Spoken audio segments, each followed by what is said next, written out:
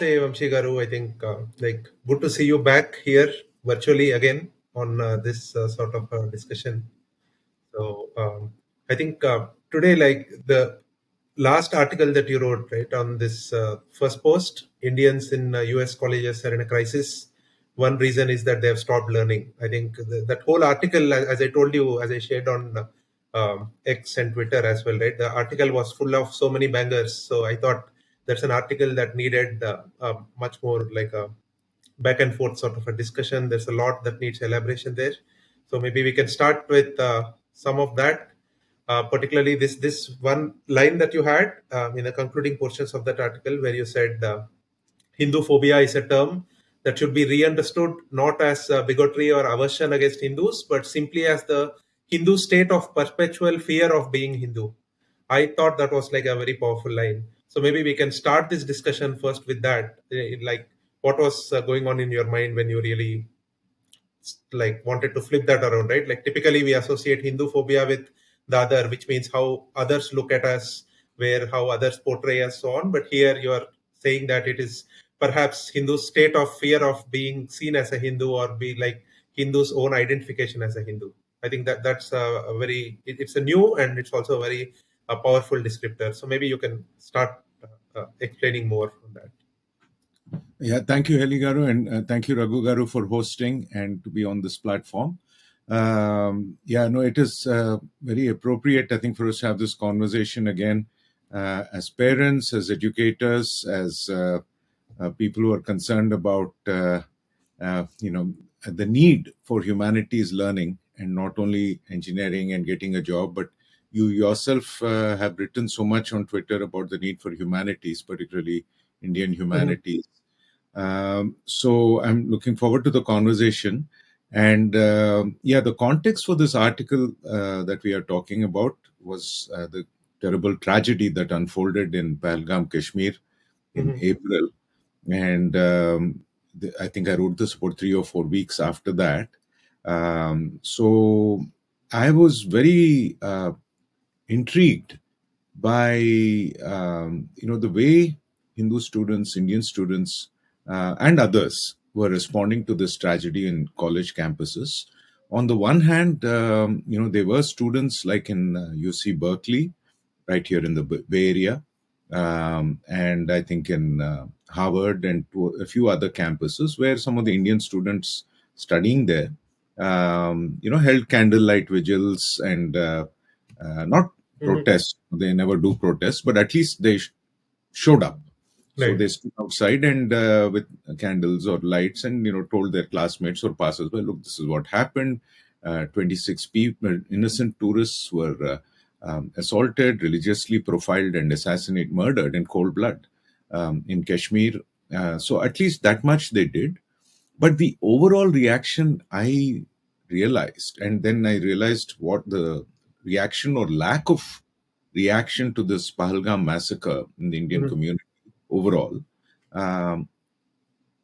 the tip of the iceberg was fear. And I mean, or I should say the iceberg is fear. The tip of the iceberg was the lack of reaction. And overall, because, I happened to be teaching one of my India focused classes this semester, Indian cinema. I had about 20 odd students, and, again, wonderful media students, some from other disciplines. And about this time, I had a slightly larger representation of Indian origin students as well. I had about 5 students from India. And, I said, if you want all your friends, other Indian students, to come in for an impromptu sit-in or teach-in, so we can talk about this terrorist attack and just process it together in class. And I realized, even though we now, I think, have maybe close to a couple of, we are a liberal arts undergrad college, so generally we don't have too many Indian students here.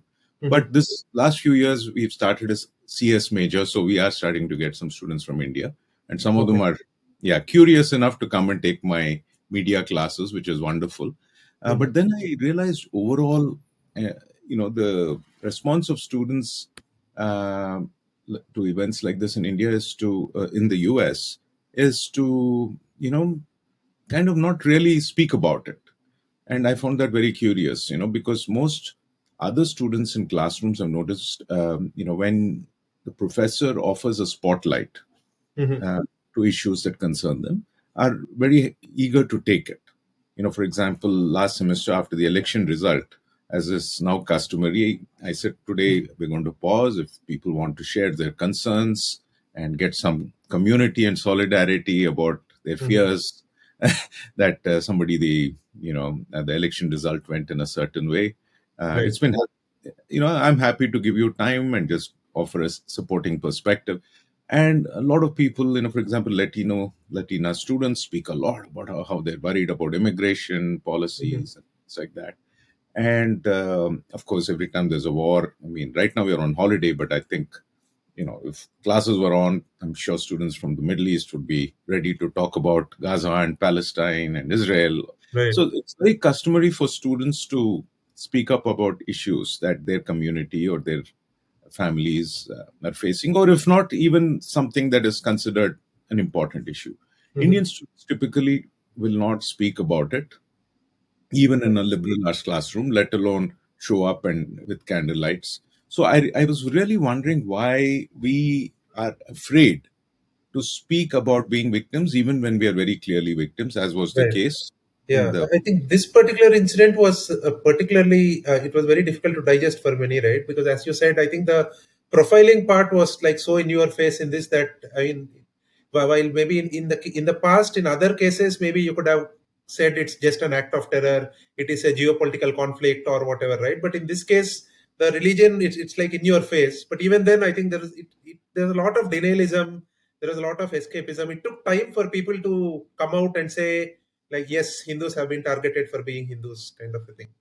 Indeed, indeed, and in that, and I must give credit actually for coining or understanding that flipping of the meaning of the word Hinduphobia to Dr. Conrad Elst in Hmm. particular. I know that people were starting to talk about the sense of fear in different ways, but I think Dr. Elst responded to a tweet from I guess, a prominent Hindu organization. Hmm. Uh, Condemning the attack. And Dr. L said something like, I guess there's a lot of Hindu phobia here, in quotes, that, this Hindu organization, kind of was afraid to talk about the religious profiling part. Right. And then I really understood, because I'm very interested in fear as a socio-cultural phenomenon as well, because when I started my teaching career here in San Francisco in 2001, I was teaching a class called Media Stereotyping and Violence. And Hmm. then it was just a general class, but then 9/11 attacks happened. Hmm. So that class became very popular in the university. And I also started reading a lot about fear, because fear was something. There were so many books being published about fear. Hmm. And anyway, so I realized after 20 years that, that when one of the things about terrorism, which has been misunderstood or a perspective has been lost, is the fact that it is intended to create fear. And, President Bush might have said, just go and shop. And now they say it's racist to talk about terrorism. You should just suck it up. Right. You know, Yeah. accept it, because, it's part of your solidarity with uprising. So Hmm. whatever it is, I thought, as far as the condition of Hindus on campus, the lack of change in Hindu representation in academia and media is concerned, and Hmm. the lack of our ability to speak the truth, a very obvious truth. If somebody hits you on the road, if you're walking by and somebody hits you, um, you know, and somebody later says, "Did somebody hit you?" Okay, Right. and you just say, "No, no, no, it was my fault." Yeah. I included, Or say nothing happened. Right? Yeah. or nothing happened. So it's something odd going on there.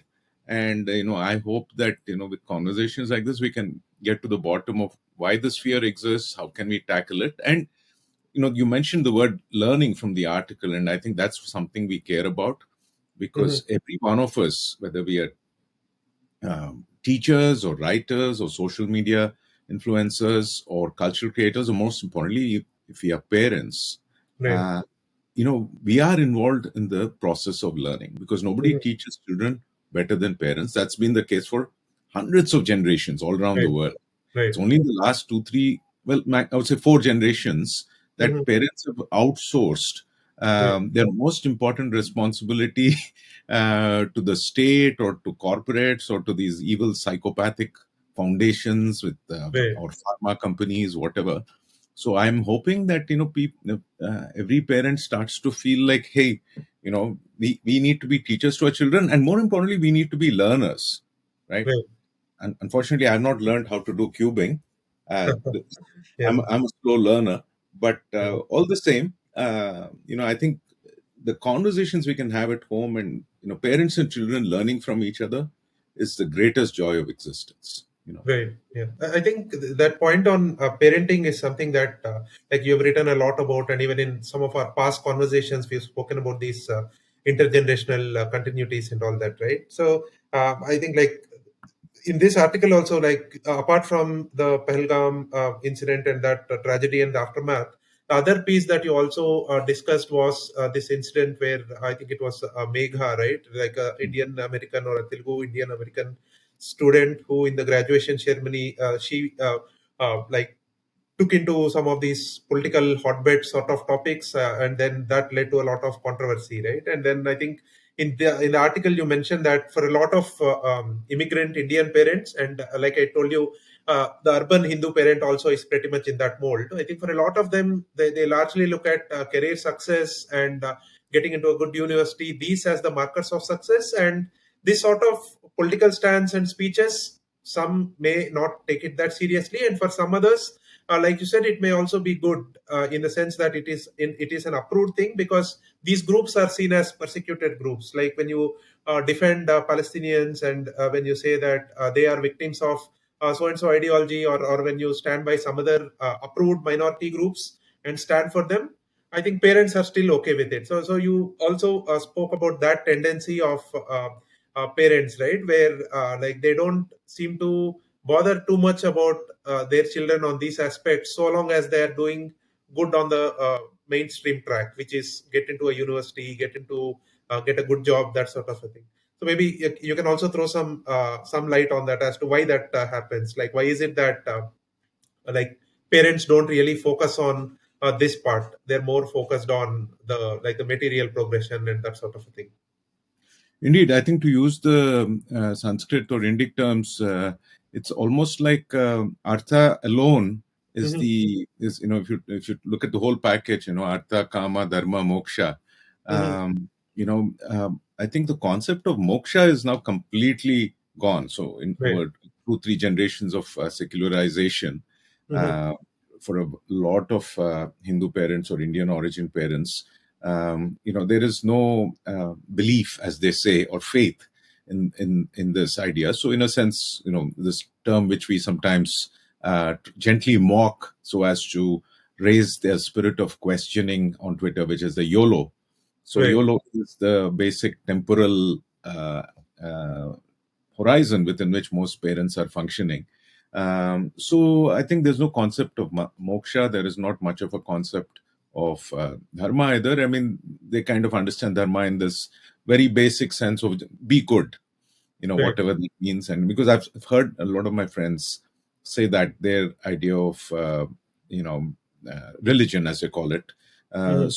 I think there is over 2-3 generations, there has been a decline not only in what we might call practice or like following certain rituals or traditions, Hmm. one generation to the other.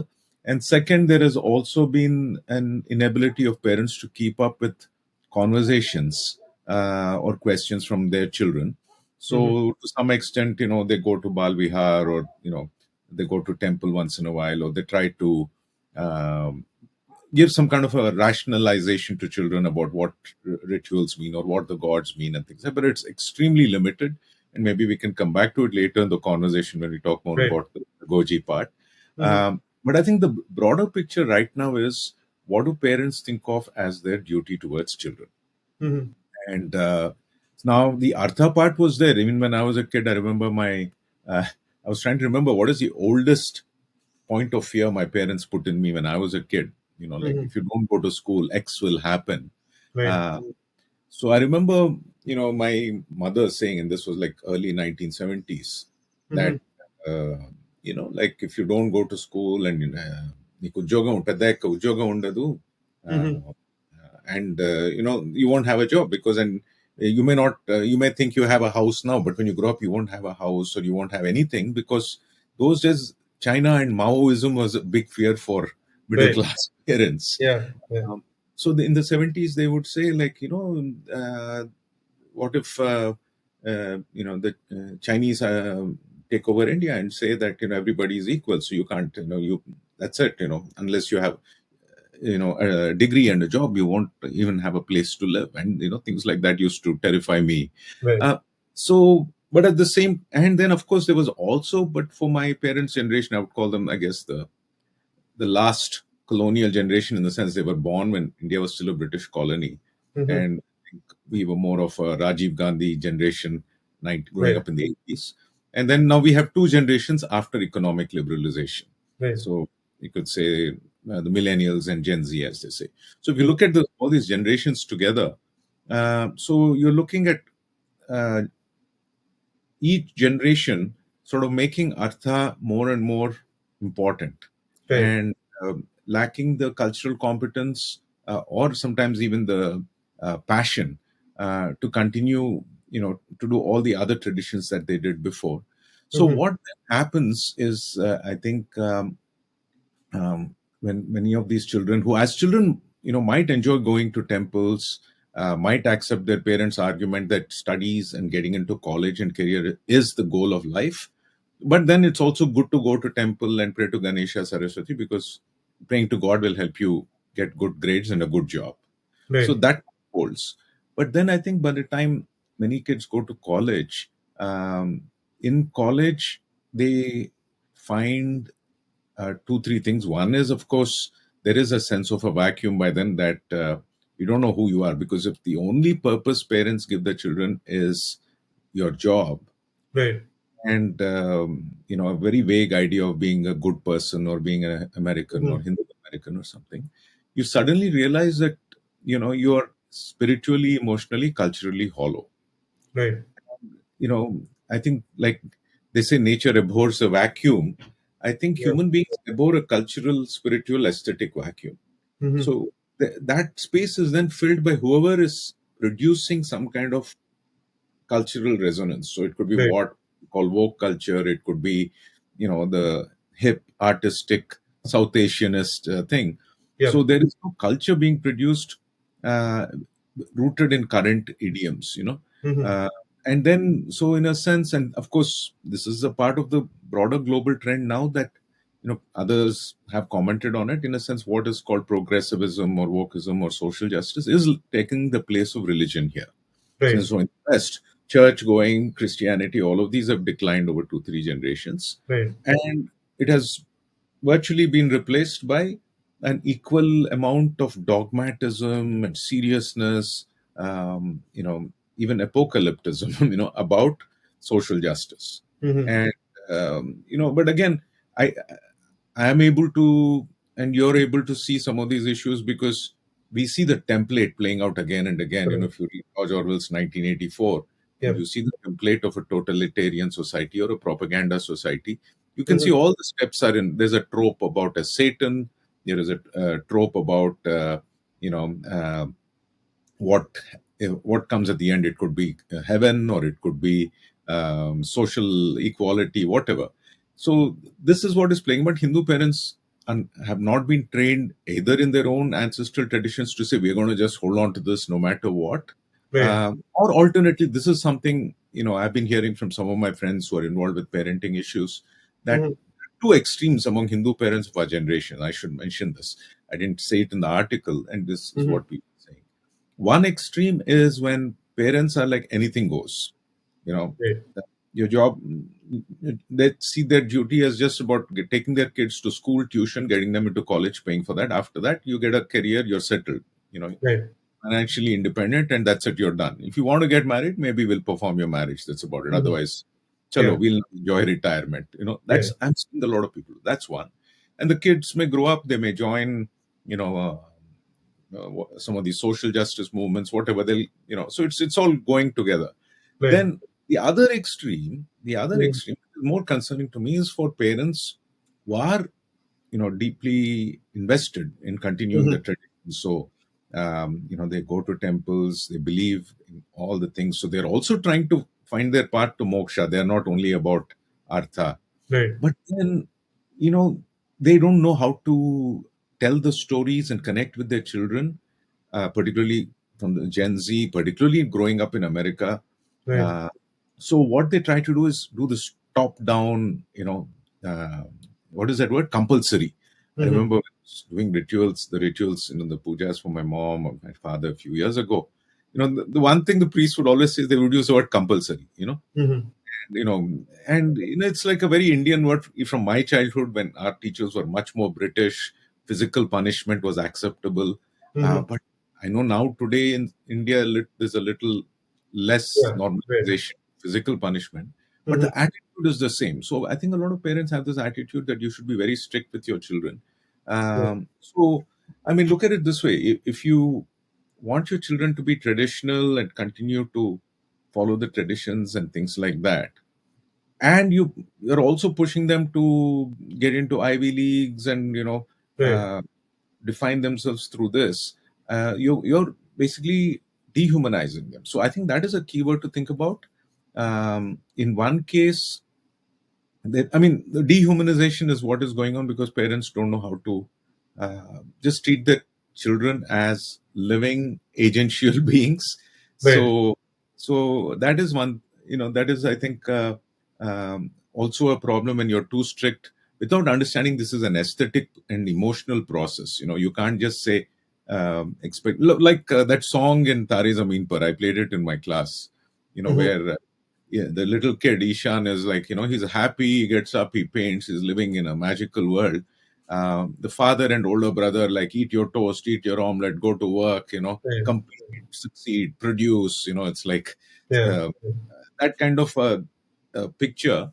Um, so the thing is, I think a lot of Hindu parents have not realized, if you have a Hindu child who is daydreaming like Ishan in that movie and living and can paint or write Mm-hmm. poems, or sing, oh my God, you've got the next Kalidasa or Nahashilpi Jakkana or whoever, Right. Right. uh, in front of you. Nurture that, with whatever, you can. Don't be anxious and think that unless they're earning like Bill Gates, they'll fall behind. No, God will take care of them. The Artha will take care of itself. Right. Artha part. Mm-hmm. Uh, but what so what I'm saying is, I think a lot of parents are expecting this kind of engineering, IIT, JEE, a passing exam kind of Hinduism to also just pass on without giving children the space to enjoy it. Mm-hmm. Enjoy the prasadam, enjoy the bhajans, enjoy all of these. So I think that is one crisis with parenting. But the other point, and in the article which we thought I should talk about a little bit, um, is this idea of the commodification of protest, right? Right. Right. And Where the like they're like some minorities and some majorities, right? It's like the stage is set pretty much that you have to take this side, and I think that's also where there are some of these Indian students who are taking to some of these social justice causes, right? They try to like they go and it's like they're pigeonholed already, right? Like they know where to go. That sort of a thing is also happening. That sort of a commoditization is also happening. It's not like these students have some sort of like independent thinking or original thinking in that sense, right? They're just going with the flow of the broader social justice wave. Like that's also happening. I think you also mentioned that some of these woke movements, it's like they're pro-establishment in that sense. They have this impression that you're actually anti-establishment, but you're still battling in those established categories of this is like an oppressor, this is an oppressed, and people end up playing to the same. Yeah. exactly. I think that's a very key point because, and I'm glad, we're going to unpack that. See, because what has happened now is another way of looking at this parenting dilemma. One is the parents have completely let go of and said, just do whatever you like to their children, and they're proud of it as long as you succeed materially. Right. And in which case, if like that young lady, Mega Vemuri, goes and speaks for Palestine, and at a time when 26 Hindus were profiled and her family being Hindu Right. presumably, but that didn't even register on her. This Right. Palestine is like an approved social cause now, Right. and, whereas Hinduphobia is not seen that way. So then what happens is both parents and children, feel proud of it, like, oh yeah, we are not just greedy corporate robots. The Right, right wingers who are trying to force religion on their Hindus, or force Hinduism on their children, they are like robots. right. But we are enlightened. We are fighting for the underdog. We are fighting for Palestinians. We are fighting for, whoever XYZ who's considered, who the world recognizes as oppressed. Rohingya Muslims, whatever. Right. So one way to really unpack this is, I think, because among parents, again, you could divide it into two groups. Some parents don't even see what the problem is. They will just say, like, especially if they're successful. See, this is, I think this is another big trap that upper class, upper middle class Hindus, especially in America, are in. They fall for flattery very easily, Hmm. right? Every 2 3 years, I don't know if you notice, some big media thing comes out flattering Indian Right, Americans and how right. successful they are. Yep. 2 weeks ago, again, there was a book, right? I think something about rich Yeah, Indian something. Americans, Yeah, yeah. Correct. and then somebody said, "Oh, South South Asians," and then Asians. Yeah, there yeah, was something. Yeah. when the last time I remember 2000, well, 3 4 years ago, there was a big book on Kamala Harris that came out. It's Hmm. called Kamala Harris and the Rise of Indian Americans. Right, Totally self-congratulatory pieces about how successful and influential Indian Americans are. right, You know, right, I don't see anything of my life in that book. Frankly, right. it's like academic top-down category identity making. Hmm. Before that, in 2017 or 18, just after that whole California textbook, India, South Asia Hmm. controversy ended, National Geographic did this very flattering article on how successful Indian Americans are. Hmm. I remember everyone I knew was sharing that article. Oh, isn't this cool? We are so successful. What they don't realize, they see these glossy color photos of, rich Indians and, Sikhs, Muslims, this. And of course, Hindus are never mentioned as Hindus. That's the interesting Right. thing. Yeah. And they mainstreamed a lot of the activists, or rather the lobbyists, I should say, at that time, because Hmm. that whole piece was designed to flatter rich Hindus and Indians here into thinking you're very rich and successful, you're white adjacent. Hmm. Therefore, you should be supporting SB 403 and this anti caste Right, legislation, things like right, that. right, So, otherwise, you're racist. So, that is the identity funnel that works, that is put on Indians. So generally, I think this category of parents, have bought into this idea that Hindus here are white adjacent. Most South right, Asia professors I know, they will say the same thing. Oh, Hindus have no problems. right. We are wealthy. Why are we trying to be defensive? And that is one thing. Now the other half, of course, the parents who do know there is a problem, fail to communicate to that children. They will say, oh, this is all oppression Olympics, none of it is real, this that. They Right. pick up talking points here and there. But I think the core issue to really understand, so that your children understand, and I'm saying this from the experience of teaching 18 to 22-year-olds in these classrooms for 25 years. In the when you talk about these for 3 4 hours, twice a week, 15 weeks, twice a year for 30 Right. years, Yeah. the micro negotiations of meaning that go on. Hmm. When people, you understand what their assumptions are, what incorrect assumptions you as an adult may have about their thinking. So when you get a chance to really go back and forth in a kind, patient, respectful way, then you can point out to them, where some of their assumptions are flawed, where they have been deliberately misled by media or some of their other professors or Hmm. what they're reading. And so I think the core issue today is this commodification of dissent, or this very, very dishonest way of dividing the world into just two groups, right? Oppressor or oppressed. Right. And uh, so what has happened now after Pahalgam is, for most people here, it's already in their mind that even if Hindus are religiously profiled and executed in Kashmir, you're not supposed to feel pain or anger for them, because then that would be fascist, because Right. they're a dominant group. Yeah. Yeah. That is the general In fact, like assumption. I think you mentioned this successful group, right? Like the some of these big tickets, like Silicon Valley CEOs and all, who are of Indian American descent.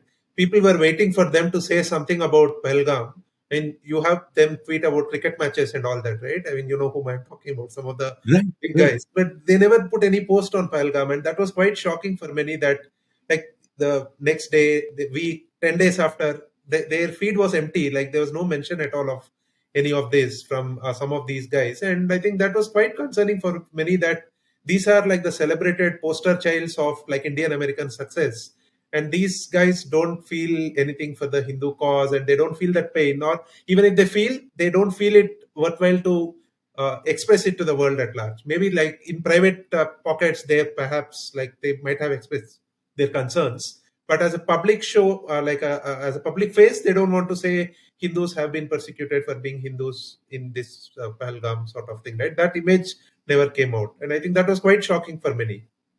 Yeah, I would. I mean, I was not surprised. I would have been surprised. See, I had hoped there would be a tipping point. See, this is the whole thing. When does this tipping point, when people overcome their fear? When is it going to Correct. happen? Correct. Yeah. Right? Over the last 10 years, low key is going on. You have the sadhus being lynched here. Little Correct. things happening here and there, victim blaming. So the people pretend it's not happening, or even if they know, even the most powerful, influential, wealthy people. Yeah. Um, Behave in the same way. I was reminded of that article by, not the tweet post by Great Bong, Right. uh, Yeah. Yeah. responding to this phenomenon where the top CEOs didn't respond. And he says at the end of the day, even if they are worth billions of dollars, they still, in their hearts, they feel like that grad student from IIT applying for Correct. an F1 visa 40 years ago. Yeah. Uh, and so why does that fear exist? Again, there is no learning, and also because there is no cultural reflection, right? Right. So if there was a core group of cultural creators, it could be educators, parents, social media influencers, professors, who are consistently hammering this message home, that the anti-Hindu bigotry is real, that there's not just one imperialism in the world, there have been two, and we are living testaments, living survivors to it. Um, so when the right things are being said and the wrong things are not being, you just let it be, just say the right things again and again, and people will overcome their fears and know it. But then the problem again is, see, the Hindu community, even those who are trying to speak online, and I think many of them don't derive courage and strength from the sense of truth, the sense that I'm with my Mhm. the risk I take by speaking the truth, so, Right. in academia or on social media or in my corporate boardroom, Mhm. uh, I am offering service in the path of dharma to Right. my gods, to my ancestors. If you have that kind of conviction, it happens. But the way most people think is, oh, I worked hard, I made it big in America, but this is not fair. But oh well, maybe privately I'll do something for somebody, or Right. privately share some things. So the people are afraid. I mean, forget the idea of speaking about anti-Hindu bigotry or violence or speaking as Hindus have reached a point where you're scared to even claim human rights for yourself. Right.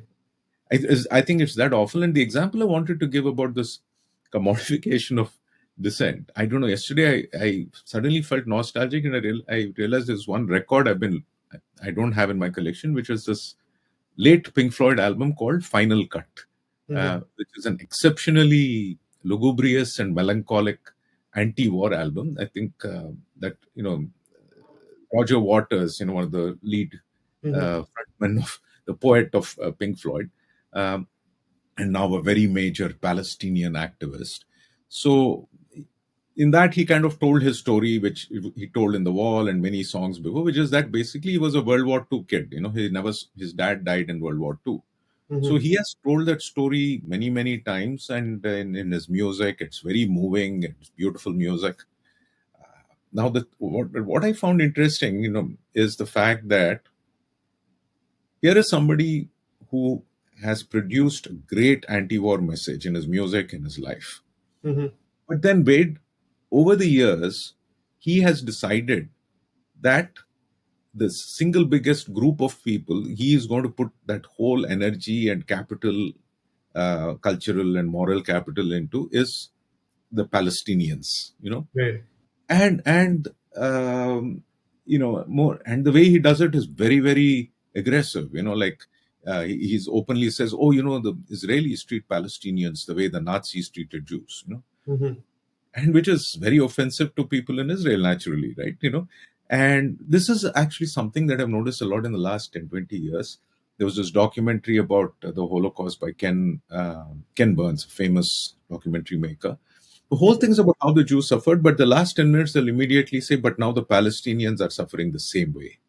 Right. So I think what has happened now is, there is the role of art in telling the story of human pain or injustice or survival, you know, Mhm. whether it's in a documentary or in a rock album like Final Cut or The Wall or whatever, which moves us, I think, as human beings, right? Mhm. And that is very important. But unfortunately, what has happened for many of us, a very large part of the human population, which we could say call Hindus today, is Mhm. don't we are not able. We are stuck in this world where we can't speak of our pain, even as generally as human beings, because the idea of a general human suffering has been erased in the West, right? Right. So, you know, when 9/11 happened, a lot of people asked the question, why do they hate us? But Mhm. they were naive. They didn't say, oh, this is cool. This is, they didn't say Americans deserve to die and because they're Right. imperialists and so on. There was that bottom line about humanity, murder being bad at a Mhm. purely level, regardless of you. Right. Right. Now, that has been very systematically eviscerated in, through this influence building in universities and popular culture and so on. Um, so, so I think that is the crisis where human Hindus are not able to get into the game of saying, hey, we are an oppressed identity, Right. nor are we able to even go revive this older form of, uh, reminding people that terrorism is bad, civilians being killed is bad, on a purely general, Right. universal humanitarian Yeah. ground. Yeah. I think that's the crisis. Like we are not even able to say leave us alone, right? I think we are not Right. even. Yeah. Yeah. I think Yeah. that's again like a very important point you mentioned in the article, right? In terms of the responses from Hindu community at large, right? So you spoke about how like we may host like a bunch of talks, do a gathering or an awareness day, and then we move on. But there's no long term like institutional changes, but particularly in terms of how Hindus engage in academia and university curriculum and all of that, right? So I think that's where like this part of buying influence or getting into the game. I mean, there was this whole article that like even you wrote about, which was how Qatar got influence into a lot of these US universities, right? I mean, they literally bought the influence.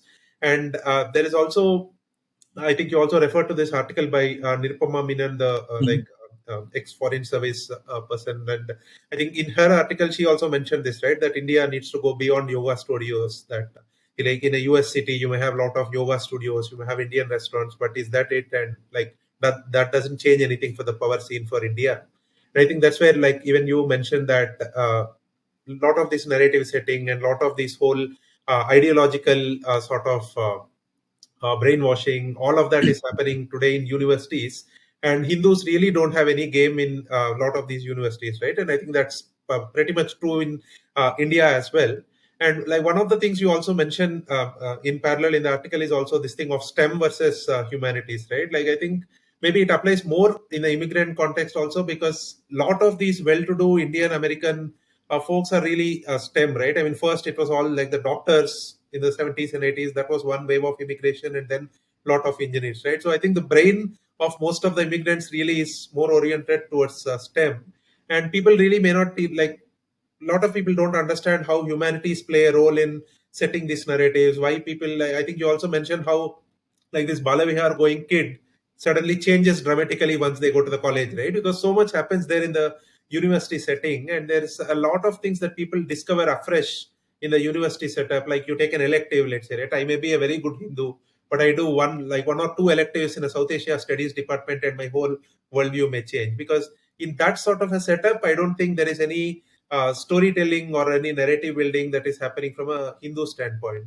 I think, like, given your experience, like all these textbook controversies, working with various Hindu bodies and all of that, maybe like we can spend some time in trying to understand what can be done better in the future, right? Both in the Indian context and in the US context. I speak about the Indian context also because it's funny because in the US maybe you can say like I'm a minority and like the white adjacent sort of a thing, right? That someone else is dictating and then I'm trying to be like them, so I may not care much about these issues.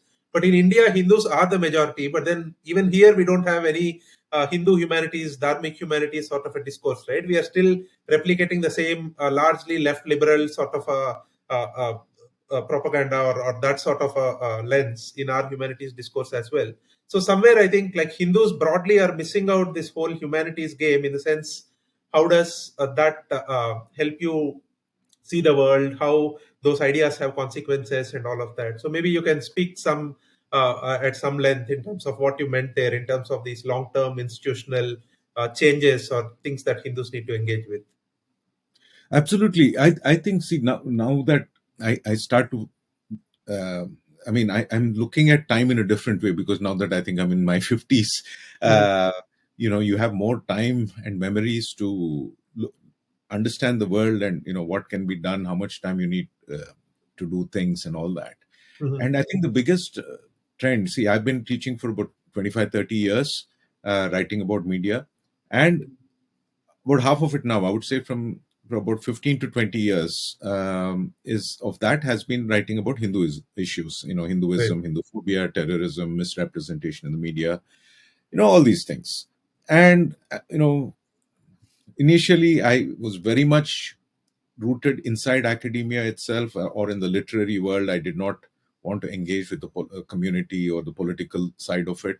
Then, when my book Rearming came out in 2014, then this textbook issue and all, then I realized, I had to play a role as a public intellectual, which meant talking to some of these Hindu Mhm. community groups and getting to know them and all that.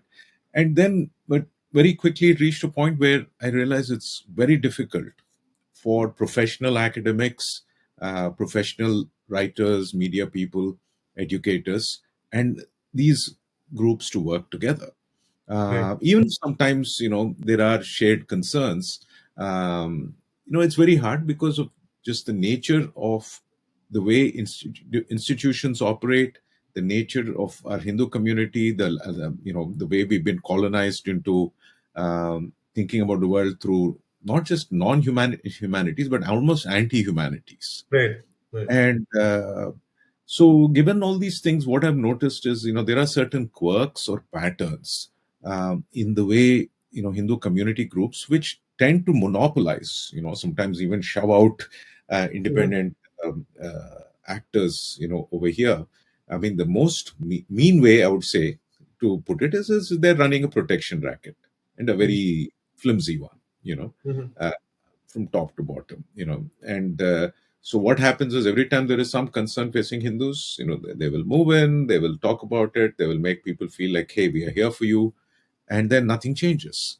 Or in India, the ask is, okay, you vote for us, and fine, and we are better than the other political parties. Okay, fine, I'll grant that to a certain extent, perhaps. But then, when people, and so this, I mean, because we mentioned Nirupama Menon's article as a seasoned IFS veteran, all of these are coming together there, right? There is, at the top level, what does it mean for India to become, a big power worldwide, or a Vishwaguru, or whatever? Mhm. What is the role of MEA? What is the role of GOI? I mean, 2016, during the textbook issue, the consulates refused to get involved. Mhm. Be- Even though we said, look, India's name is at stake. They're saying there was no India before 1947. They're going to Right. start pushing South Asia phrase. So, no, this is internal matter of the US, Right. so that was the thinking then. And now, of course, everybody's saying, oh, how come we don't have any say in the narrative game worldwide? You know, Right. so there is at the government level, there is at the private level of corporates and businesses who think everything is fine as long as you're making money, it doesn't matter. Right. Um, and that permeates everything, even when they have a big media conclave like they did in Bombay recently, where they tried to get all the media business, and digital media business together. Mhm. Uh, I there was very little emphasis on the creative part, on educating, on storytelling, things like that, all the way to the institutions. Now, if you look at the universities, um, I mean, the key thing in that Free Press article about the way Qatar did it was not only the fact that they put in the money Mhm. to build these institutions, right? I mean, when the Hindus try to do it the one time, it's a very, I don't know, top down thing. It's like, we are big people, we'll give money and kuch na kuch koi lecturer aa jayega, kuch India chair bana denge hum, and the guy will come and say yoga is great, Ayurveda is great, Bharat Mata Right. ki jai. They have no clue Mm-hmm. that culture is a living force, and it's made up mostly of words, of ideas, of images, and it's like this. It's like supposing there is some kind of a I'll try to make up a medical example. Mm-hmm. So there is some kind of a tumor or something in the body which needs to be removed with careful microsurgery. Mm-hmm. And you have no idea that the tools for microsurgery even exist, right? Right. And instead you come in and say, like, you just hit him on the head with a club, and the tumor will Right. shatter and go out. Or some, I mean, it's as crude as that. So Right. these guys don't understand that the tools for what you're trying to do exist in the humanities, and now some of these tools still have to be invented. They're not even there, because now one of the challenges is traditional Indian humanities, right? What people are calling IKS. We had a nice debate. Should it be Indian Right. knowledge systems or sampradayas or traditions, all these things? Right. Uh, and it's also interesting that I asked it because I really wanted just have a debate and Mm-hmm. make people aware on Twitter that what we call what we are doing is important. And then, but some people thought, this is just, nitpicking, So Right. there is hostility towards enjoying the fluidity, the vibrancy of language, I think, in the STEM Mm-hmm. dominated Hindu quote unquote RW crowd. Now, contrast that with Qatar, because in that Free Press article, they made a very key point. So Qatar didn't just come in with the money, they came in with the arguments. They came in well educated, they Right. came in ready to learn, because I know in the 70s the stereotypes about Arabs and Muslims in the West were very very negative. It was easy to document. After 9/11, in just 10 or 20 years, the way they have managed to turn it around is incredible. And Right. they did not only through top down investment, but it was also bottom up, Mm-hmm. right? They knew the arguments. And as somebody pointed out, I don't remember, on social media a few months ago, see, in the early 2000s, you could say that both the Hindu American and the Muslim American community were more or less in the same situation in the US, as number wise and wealth wise, whatever. Right. Uh, of course, Muslim Americans were dealing with a lot more negative stereotype because of 9/11 and all that, and they had to, Mm-hmm. deal with it. One community decided to deal with the prejudices against it, namely the Hindus, by saying, "Oh, we are rich, we are right there on the top, we are like the Right. Jewish law, we are like this, that." Okay. The other community decided we are even more to say we are actually even more oppressed than blacks. If you're against racism, you have to be against Islamophobia. If you're Right. against colonialism, you have to be against Zionism and against Hindutva. Right. So they've been just saying that, and top to bottom, you'll have a 14-year-old kid in a high school Right. confidently saying this, Mm-hmm. as Mm-hmm. well as a 50 or 60-year-old diplomat or head of state also Right. saying this. Right. Now, our heads of state will say, Vishwaguru, GDP is growing, yoga is not Hindu, whatever. They're just doing their Indian political rally stuff. Our diplomats, who are more silver tongued, Mm-hmm. I should say this diplomatically perhaps, but Right. will operate on the assumption that we have to keep our old British aristocratic, now American NGO kind of sensibilities and image intact, while also pushing a little bit, because there is, after all, a nationalist government in India that employs us now. Right. That seems to be the attitude there. And parents, children, just available to whoever is going to employ you. So it's like the greatest success of Macaulay we are seeing, I think, today. Right. The Gen Z, Indian Gen Zs today, ultimate Macaulay. Because in fact, it's interesting. Last year when I did the 1984 course for Hindu parenting, which actually we are thinking of offering again in a different form. With you Mm-hmm. know, I've been talking to Rekha Rao Garu about it. Um, I find it very interesting, right? Because in 1984, George Orwell divides the world after this apocalypse or nuclear war into three territories, basically China, Russia, and the West, Mm-hmm. East Asia, Eurasia, Oceania. And it's into what happens to India. Like, I mean, after all, Yeah.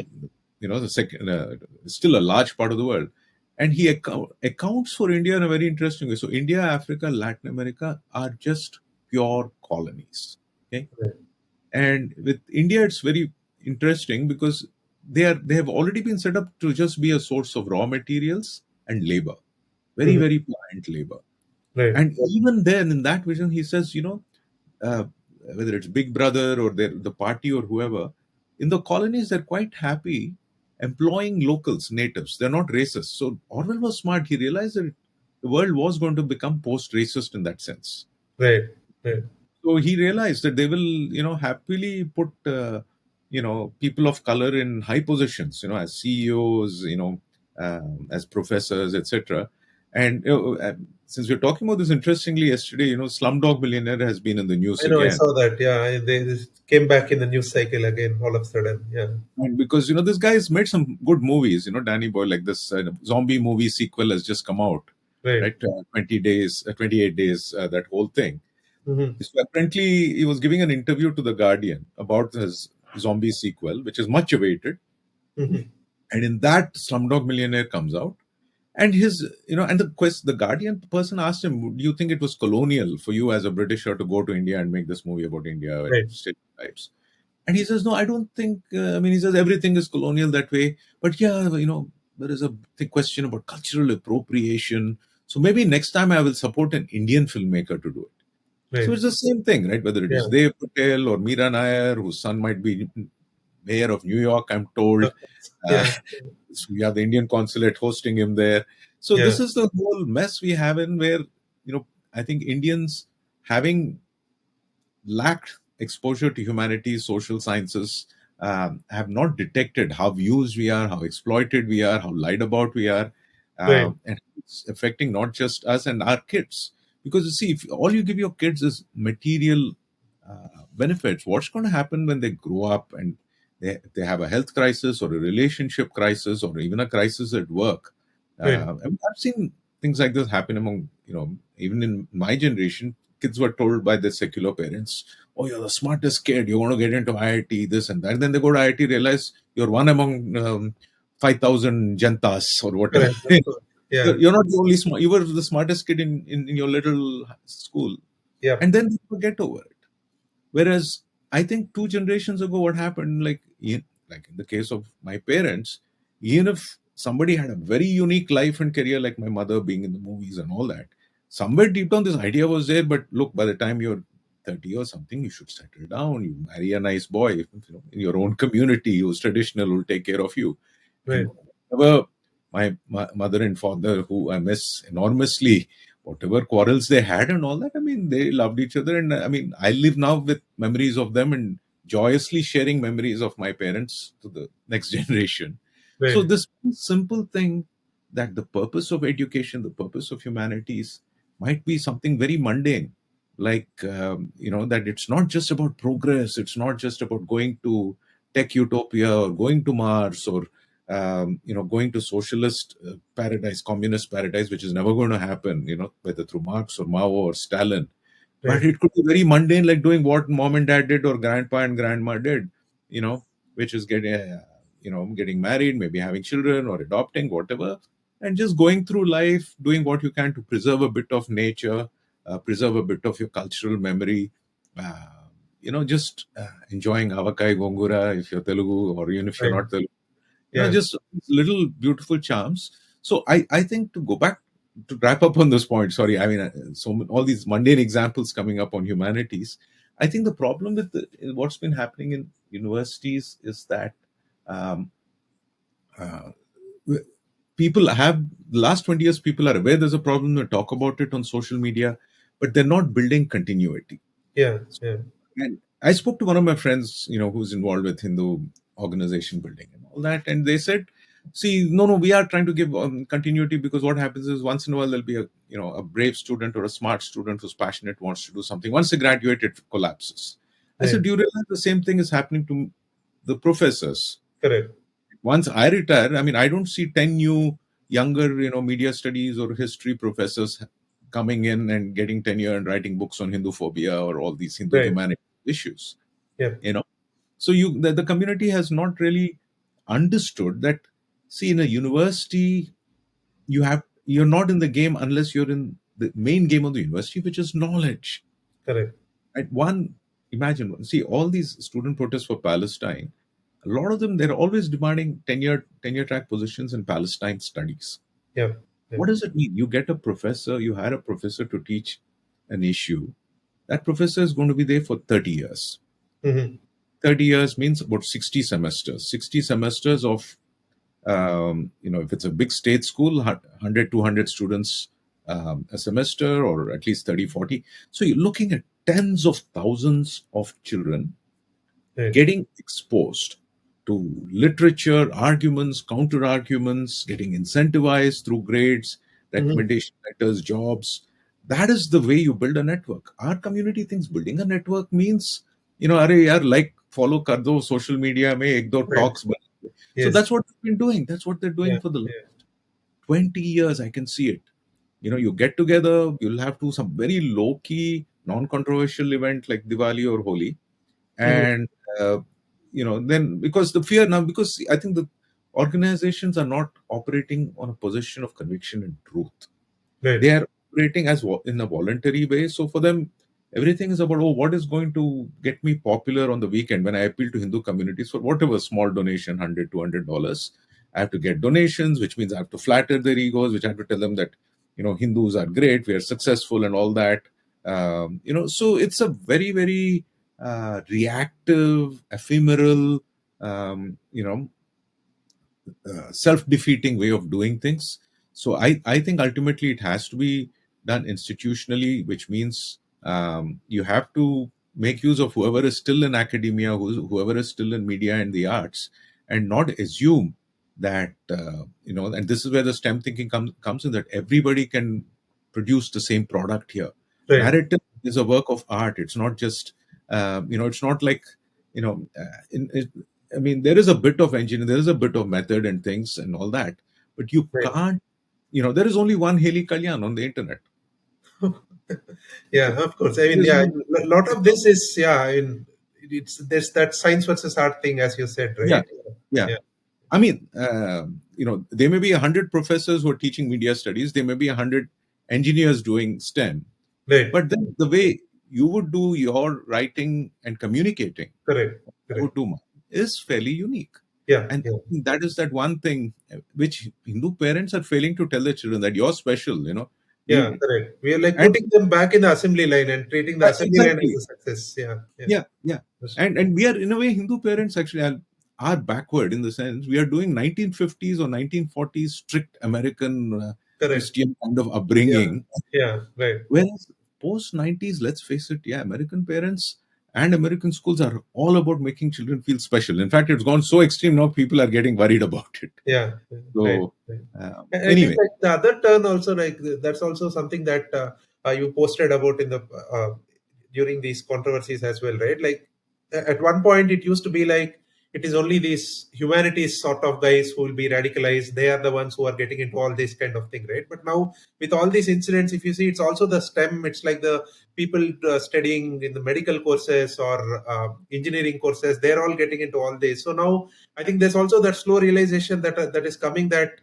this thing that ideas have consequences doesn't apply not just for the humanities folks. Even the STEM people will be exposed, and if you don't put a filter on the kind of ideas that are getting into their heads, even they'll meet the same fate, sort of a thing. So I think that's also happening. So I'm hoping with that also maybe more and more Hindus, Indian Americans, Hindu urban sort of uh, uh, those pockets, right? I think more and more people also will get more conscious on humanities broadly, right? I think that's like very important, and I think that's where like I also like the fact that people like you who are in universities are also playing this role of being a public intellectual, right? Because some of these are really the weight that comes to it when somebody from within the academia speaks is a lot more than where like an outsider speaks on this. Right? And I think the other piece that you also mentioned in the article is that like no one is paid, right? I mean, there is this STEM humanities thing. There is also this thing that even someone like Kamala Harris, she'll also be at some point targeted for her lineage, her ancestry, right? And we saw that happen with Vivek Ramaswamy's campaign as well, right? At some point, he cannot just go on, right? At somewhere, it's like Hindu upbringing. Why are you not wearing your chappals? All those sort of things, right? And these things come up. So I think the Hindu identity is not something that is going to go away from you no matter what you do. And then I think at some point it will be like we'll have to own up to that narrative and spend more time on that long-term game. So maybe like we can just conclude on that note, where you also spoke about, I think, this sattva, rajas, tamas sort of a thing, right? That a lot of our reactions have been more tamasic and rajasic than this sattvic, long-term, serious scholarship sort of a thing, right? So I think maybe you could also give some advice, given, like, as you said, you're now into the 50s, right? So how would you see, like, if you have to create these generations of students and scholars, right? Like somebody in their 20s, let's say, who is listening to this, how should they think of this whole long-term scholarship or long-term knowledge system, that sort of a thing, from a Hindu standpoint? Wonderful. Yeah, I think in terms of the knowledge gap, I feel there are three things, like the Trishulam. There are three things. I was thinking there are two things which need to come together. One is like the Indian knowledge traditions, like understanding whatever Right. Dharma Shastras, Ayurveda, whatever was traditionally passed on one generation to the other, and which last two, three generations, there's been a collapse, because lack of patronage, lack of interest, a lack of respect within traditional families, because we've all been told, again, mass homogenization Correct. Correct. in 1984, from the time of Macaulay. This is what they do. They cut off the vertical and they homogenize. They create a horizontal, uniform, interchangeable workplace where everyone, whether it is a Vedic Pandit's son or somebody else's son or daughter, everyone has to just study engineering and become a robotic purveyor of labor, which I'm told now AI is going to upend. Anyway, Right. that's a different debate. Yeah. So I think one is learning more about our own ancestral traditions, and also for that, and మాతృభాష అనేది కొంచెం అది గుర్తు తెచ్చుకోవాలి, because Correct. without some familiarity in your mother tongue, in Sanskritam, Tamil, Telugu, Kannada, whatever, if you're thinking that language is neutral, if you think it's all can be understood through English PDF translations, you're already flawed. So Right. knowing, I'll backtrack a little bit, even if before I mention these three things. I want to say the key takeaway I would like people to think about is knowing that you don't know is the first step always. Mhm. Knowing that you don't know. So you won't start learning unless you realize that there are things you still have to learn. You know, Right. and that's the great part I think about being a teacher, because every year I don't get bored about my classes. I mean, Mhm. sometimes I get challenged when people have to fight for attention. I have to fight even harder, because now people are distracted. All these things, but you keep learning. You have to keep learning how to get attention. You how to respond to things that are happening today. How to make people think about their own lives, who they are, what their purpose in life is, what kind of a role can they play as communicators.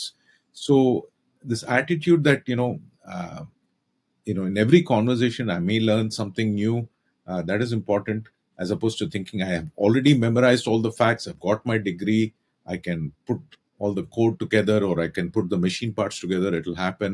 That makes one complacent and also bored and boring.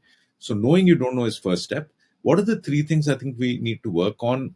One, I think, is of course ancestral knowledge, where Mhm. we have people like our friend Raghu Garu, who knows so much about Vijayanagara history, or the Dvaita philosophy. Right. So every conversation I have with him, for example, I take notes, because something or the other, sometimes some years later I realize, wow, this was so cool. Right. So that attitude of enjoying learning, of going through that process of saying, hey, I didn't know that, and see, that was always the most exciting thing about media studies. In the 90s, early 2000s, when I used to teach, students used to get excited, like that I was showing them things they didn't know, and that has changed a little bit now in universities generationally, because I think a lot of students come in, there's so much uniformity, there's so much gentrification of media, of academia, liberal arts. Right. They don't get, they also come in just expecting to be affirmed. Mhm. But I still help them learn, but it's a little more nuanced. Anyway, sorry, I've been going back to the excitement of learning. That I'll complete my Trishulam. One is learning your ancestral traditions, Indian knowledge, Mhm. traditional systems. Second is social science, Mhm. particularly social sciences about uh, an Indian social science perspective on the West, on the rest of the world. Okay, what Right. some people call Westology, for example, like S.N. Bal Gangadhar's work and Right. so on. This is something we've simply not done because if you look at a lot of the work, even the work in IKS that's coming out of India, Mhm. uh, I find it very hard to read because the way it is being presented, it's na ghar ka na ghat ka Right. sense because it is not in the old Vedic thing where somebody is just chanting it in Sanskritam and you learn and memorize it and somehow you start embodying that knowledge. Mhm. It's not that. That's fine. But at the same time, now you're trying to force fit its delivery into this very Macaulay, Nehruvian, Stalinist, dry stem kind of way, where Right. every line is there is a quote. I mean, I was reading a book on the Natya Shastra where they're talking about how it has been proven that Natya Shastra is useful or Rasa theory is useful because Rasa theory can be used in defecation hygiene messaging by the government. Wow. Yeah. Okay. Yeah. So I mean, yeah, maybe it can, but then if that's about all that Yeah. a writer or a researcher is able to say, so all this IKS is now being reduced to essentially trying to say, oh, we had science then, we had democracy then. Right. So that limitation, I think, and that is the big challenge in the present dispensation in India, the last 10 years or so. I know they're promoting IKS, which is wonderful. Right. But many of the tech oriented TechX or Tech IKS people have not become aware that they're still following this very colonial template. Mhm. But I think their heart is in the right place. Perhaps once they start realizing how much that template has come from the West, from Right. the Christian worldview, as Bal Gangadhara would call it, that would change. Mhm. These are the two main things: Indian knowledge and Social social. science.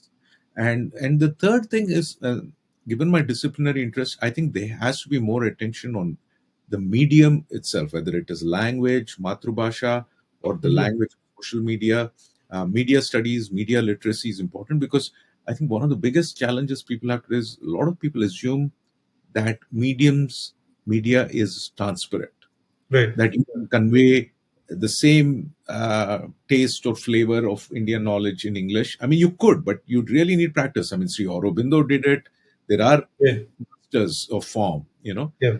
but it takes practice. You can't, I think the problem is we have very few writers. I mean, in the Hindu community, we have a good speakers, we have fact shooters. Right.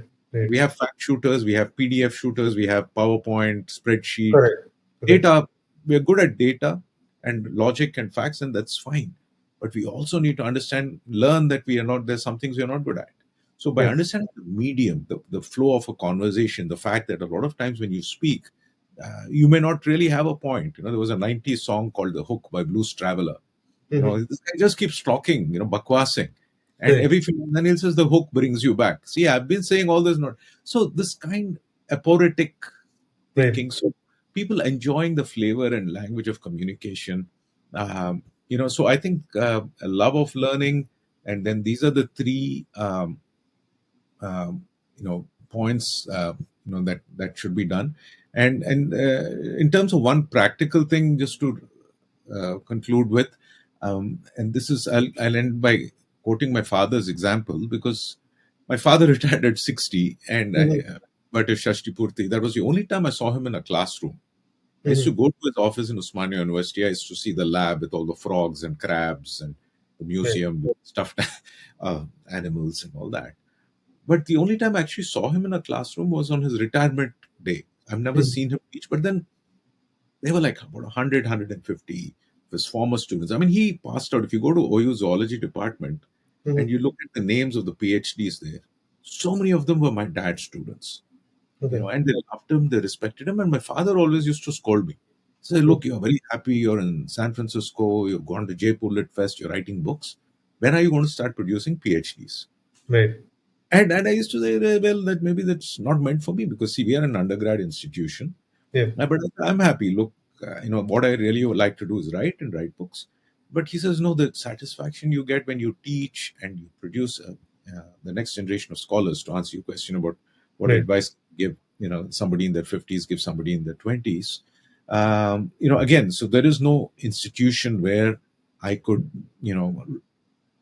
produce PhDs. And PhD is not Right. just a certificate, but really to get into a relationship, a friendship where I spent, like, let's say 5 years together with somebody who Right. doesn't have to worry about job or paying the bills, Correct. who can just read books with me, who can talk about things and produce stuff together. Now, the Right. very interesting that's happened actually is this semester, towards the end of my Indian cinema class, we had some very interesting and challenging conversations. A lot of it because of this attack and the Mhm. Pahalgam thing, terrorism and war, and uh, and the fact that ultimately I can't just be a nationalist. If you're in the social media or you're in India in a TV studio, you can be a nationalist.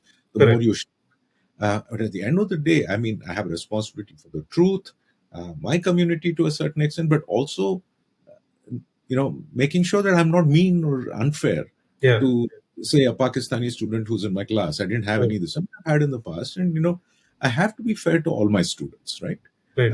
So there are all these nuances that come up in the classroom. But yeah, end of the semester. So this is what happened. I think my father would be proud. I had some students give me notes talking about how they really enjoyed the way I taught them.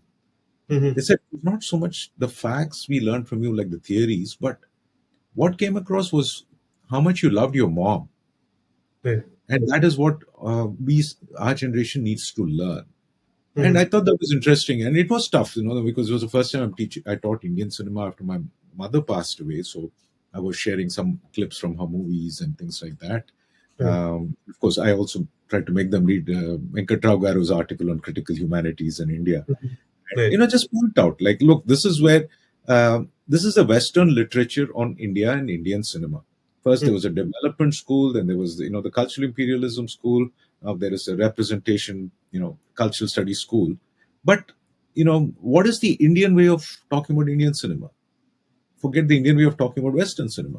So I Correct. introduced to concepts like rasa and, but Hmm. see, it's one thing giving them an article to read on rasa, another thing to just kind of share an anecdote about what I saw when one of my mother's fans came up to her and said, Milaga Satyabhama role Evru Chele Dandi. And Right. try to explain that to American kids, who are Correct. half my age. Yeah. So I think sustained engagement is very important, and I suppose it will make my father happy. But now I'm starting to see that some of my very old students, both from India and from here, a few Hmm. of them um, are in touch. They're doing amazing work. Right. They're writing, they're trying to do things. But I think there has to be institution building.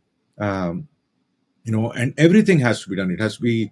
I mean, I know many of our viewers want practical solutions. But most of the practical solutions, I can tell you what they are, but then most of us probably don't have the power or resources to make them happen. I Correct. mean, if you Yeah. read books on how Qatar did it, or how Saudi Arabia did it, or how Right. Israel did it, And or how, any. how even Nehru did it for that matter, right? With his own ideology, of course. But he did a lot of this whole institutional building, long term sort of things as well. And they are still Absolutely. running, right? I mean, Nehru is gone. We still have the BJP government for the last decade or so. But there are so many of these Nehruvian institutions that are still running and continuing this production and continuity process, as you said, right? So I think, yeah, that's something Exactly, that, exactly. I mean, look at the Gandhi movie. I mean, I think it started when Nehru was still around. The idea, Indira Gandhi saw it through the Attenborough Gandhi movie. right, right. I mean, that was the last time I think India, in a way, spoke to the world. It spoke through a Britisher, but Right. they did a good, Yeah, they yeah, managed to seal it. Now, of course, it's collapsing very fast because see, this is what happens. It's like it is a kind of psychopathic negotiation, to put it in very harsh terms. right. If somebody has a false story about you, Hmm. right? And it's been sustained. They've made sure it's not changing, it's not budging. And Right, they will, every time you challenge it, they'll flatter you a little bit and say, "Oh, CEO, Fortune 500, you guys are awesome," right, and you go back. If you've not seen through that game, if not correct, for yourself, at least for your children, right. uh, then what is going to happen is, in a way, like BJP is like the child of Nehru. Like how Right. Hindu children are becoming towards Hindu parents. I mean, they may want to change things, but you end up confirming to the story about you. Unless, so it's, see, every 10 years we wait, the process is getting harder, it's going to be more expensive. Right. 2014 to 16, I wrote about it in the last part of the new edition of Rearming Hinduism, which I should plug in case Yeah. anyone's Yeah. heard of. And you know so I think that's what happens. It's um, I mean, if I may show this book, this is a book which I've picked up again after many years with Yavahini. It's like lectures by our guru Sri Satya Sai Baba on Mhm. teaching, the role of teachers, which I read very seriously when I was doing my PhD and I started teaching. I think, in a way, it's a kind of both Vidya and Avidya Mhm. exist in the world. Right. And what is the kind of Vidya we need? Right now, we're pursuing the Vidya for STEM or GDP very, very diligently. But we have to recognize that a lot of it is shrouded in avidya. The Right. YOLO is a form of avidya, just mindless development. What's the word they use? Viksit. Correct. Viksit pulling up Himalayas and trees and poison, drying up river beds. I mean, after these, all this, sorry for a slight and no digression, but No I hope problem. maybe of relevance Yep. to people in your neighborhood, in the high tech neighborhoods of Hyderabad as well as in Bangalore and elsewhere. After all these floods and all this airplane disasters and all these tragedies, why are we still insisting on mass movement on this scale? Right. I mean, people should really, I think, be encouraged to work from home, travel less, move about less, um, you know, and I mean, I know we have to travel because we are disrupted now. Many of us are in other countries, families elsewhere.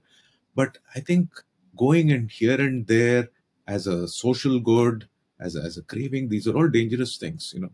Right. This is not sustainable. I mean, the way the roads are being built, road shops, this is not sustainable. And I think we have to really start thinking about what Viksit means in India in 2047. It can't be just economic growth with big glass building. You First of all, why do they build glass buildings in a hot country? I don't know. Right. They build And glass I think buildings. that's all coming from this whole imitative sort of a thing, right? Because we Yeah, lack our own thinking on what we are, who we are, what is our own way of doing things, and we end up like imitating all of that. So yeah, yeah, I think yeah, yeah. I mean, maybe we can like conclude on that note that like a lot of what you spoke about, particularly in the last 15-20 minutes, is where I think a lot of these, I mean, the practical part of it really lies, right? Of course, as you said, it's beyond our pay grade, as they say in corporate, right? But I think as individual Hindus who are also concerned and who also move around in a lot of these public spaces and some of these institutions and like motivated individuals and all of that, right? I think it's important for all of us to also appreciate that that is where the real game lies. I mean, if we are looking at like to use what you just said, right? Like 2047 is maybe 2 decades away, and in your article also you spoke of I think like about a decade and a half of hard work creating this sort of knowledge and all of that, right? So even if we are looking at a Viksit Bharat sort of an imagery 2 decades down the lane, we need to start working on this academia university problem now. I think that's maybe where a lot of people also need to spend their energies moving forward, and not just on like tweets or videos, events, and that sort of a thing. Like this whole knowledge generation parampara needs to be established all over once again. Absolutely, absolutely. I mean, no, let us take this each one, teach one in a different way.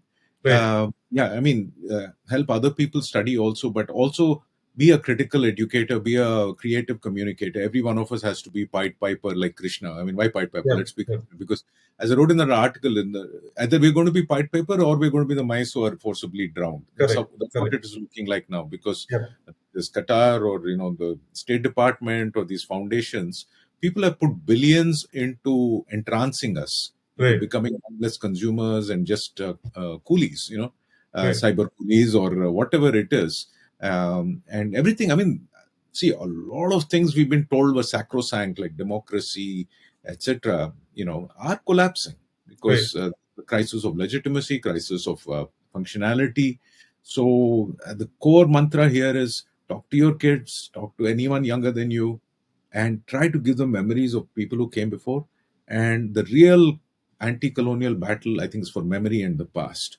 Because the more Correct. people realize that things weren't all that evil or bad 500 years ago, you Hmm. know, and that make people spend more time in the past in their minds, Right.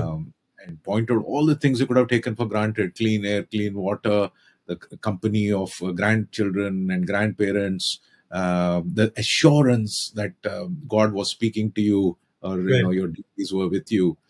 So many beautiful things, and warn them away. Tell them that 2047 could be movies like KGF. Correct. How dismal it looks, Yep. environmentally, socially, Hmm. spiritually. So I think next 10-20 years is, grab your kids, grab their minds, but do it with love, with joy, and use pop culture. Okay, Right. talk to your children about the movies they're watching. Tease it out. That's the way to have conversations. Right. Yep. Thanks, Shigaru. I think it's always a pleasure to talk to you on all of these topics, and keep writing. You write more, and then that triggers a lot of these conversations, right? So I think it's always a pleasure to read some of what you write, particularly as I said, right? I mean, I always appreciate academicians doing this sort of public engagement, because otherwise you're pretty much in your peer-reviewed journals and four walls also of a thing, right? But public also needs to hear a lot of these thoughts. So I No, think thank you. And I learned so much. By the way, I think I learned about Professor Venkatrao's work through you. of course, yeah, yeah. So Thanks. you brought us together. I missed meeting him in Stanford, but we Yep. are in touch. So it really helps. Yeah. Thank you. Thanks for that. And thanks to Raghutam Rao Garu also for helping facilitate like all of this. Yep. Thank you.